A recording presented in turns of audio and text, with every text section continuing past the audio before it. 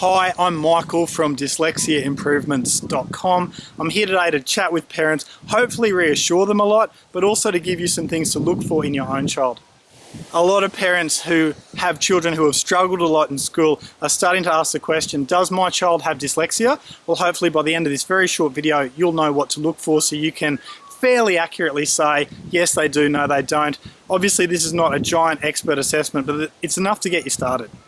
So with about 1 in every 10 kids having dyslexia, the real thing is to ask the right question to find out if that's your child. And if it is, we can help, but if it's not, then you can just wipe that out of your mind and actually deal with things through other ways.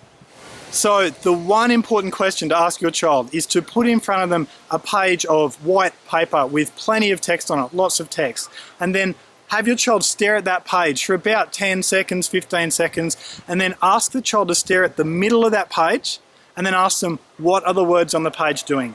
And if your child says the words on the page are moving, they're blurring out, they're disappearing, or they're fading or shaking, anything like that, anything except the words are staying still, tells you that there could be something there and it's worth investigating. Now, if you think your child may have dyslexia, the simple changes to make that will help any child with or without dyslexia, but especially if they do have dyslexia, is to make sure that when your child is reading, they're reading from a colour that's not white. The colour white reflects everything. It's just not good for kids who have dyslexia. If the words are moving, it'll make them move more. If the words are fading away, the colour white will make the words fade away even more. So try your child with a coloured paper, maybe light blue, light purple, light grey. If those colours don't stop the words from moving, then keep looking. You'll almost always find a colour that helps.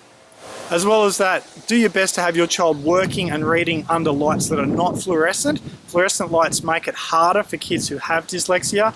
And try and arrange for the font to be bold and double spaced. That way, if the letters are fading away, they won't fade away as much if they're bold. And if they're double spaced, if the words are moving on the page a bit, well, the words shouldn't bump into each other. We can read words that are moving, we can't read words that are bumping into each other. Chat with your child's teacher. Now, some teachers are very switched on to dyslexia and some really don't know what they're doing. So make sure your child's teacher knows what they're doing. If your child's teacher doesn't seem to know much about dyslexia, then find out who in the school does, because in every school there'll be someone. They might be tucked away in the library or something, but there'll be someone who knows a bit more than your teacher about dyslexia. Now, it's really important that if your child does have dyslexia, don't let your child get outsourced to experts, okay? What tends to happen a lot, and I've seen it lately, and I find it quite disheartening, is that when a child clearly has dyslexia, instead of just putting some good things in place, the school sends them off on all this merry-go-round of testing and $1,000 for this test and $500 for that test. Oh, that wasn't it. Well, let's look over here. And they go through this enormous, I guess, excursion from specialist to specialist. 6 months goes by, your child hasn't really got help.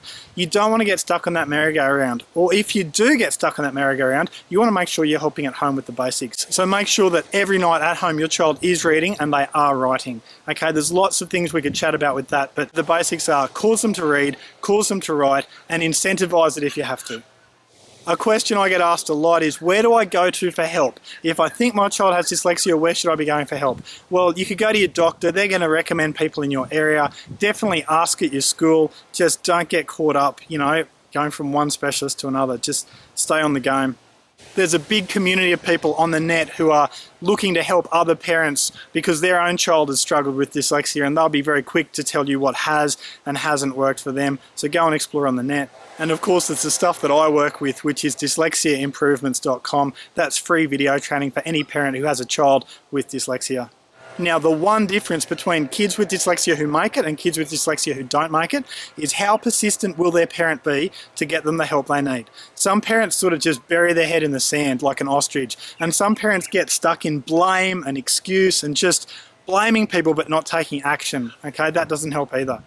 The children who succeed, even though they have dyslexia, and there's lots and lots of them who are succeeding and thriving in schools, they're the ones whose parents found them the help they needed and who made the changes at home, the simple changes that I've chatted through in this video.